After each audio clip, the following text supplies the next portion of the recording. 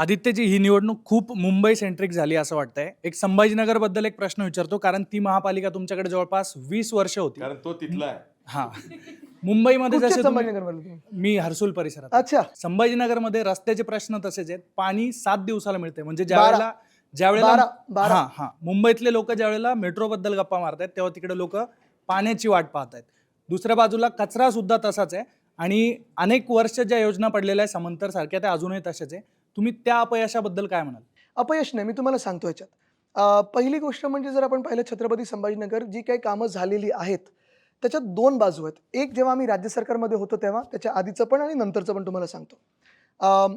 रस्त्यांचा जो विषय घेतला तर मान्य आहे, रस्त्यांची परिस्थिती एकदमच बिकट होती आणि तिथे त्या महानगरपालिकेकडे तेवढेसे पैसे नव्हते ते करण्यासाठी. पण आमचं सरकार असताना आम्ही जो काही फंड दिला आणि त्याच्या आधी देसाई साहेब जेव्हा पालकमंत्री होते आणि महानगरपालिकेने जे आपली उत्पन्नाचे सोर्सेस निर्माण केले, ते म्हणजे गेल्या 7-8 वर्षामध्ये तेव्हापासून आपण पाहिलं असेल रस्ते हे होत गेले. मी पण जेव्हा मंत्री होतो तेव्हा पण तिथे सातत्याने जायचो. त्याच्या आधी किंवा नंतर तेव्हा पण जायचो. एक महत्त्वाचं सिटीला, कुठच्याही शहराला एक लीडरशिप ही चांगली लागते. देसाई साहेबांनी लक्ष घातलं होतं. त्याच्यानंतर तिथे एक चांगले म्युनिसिपल कमिशनर आले.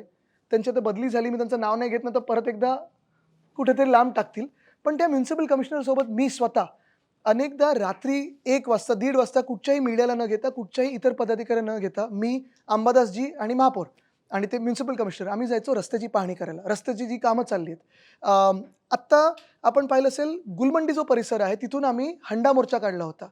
पाणी द्या, पाणी द्या. कारण आपल्याला आठवत असेल आमच्या सरकारच्या वेळी मला वाटतं 6 की 7 दिवसाला पाणी यायचं आणि मुख्यमंत्र्यांनी तो पण विषय धर्मावर नेला होता आणि सांगितलं होतं तुम्ही जुम्मा टू जुम्मा पाणी देता.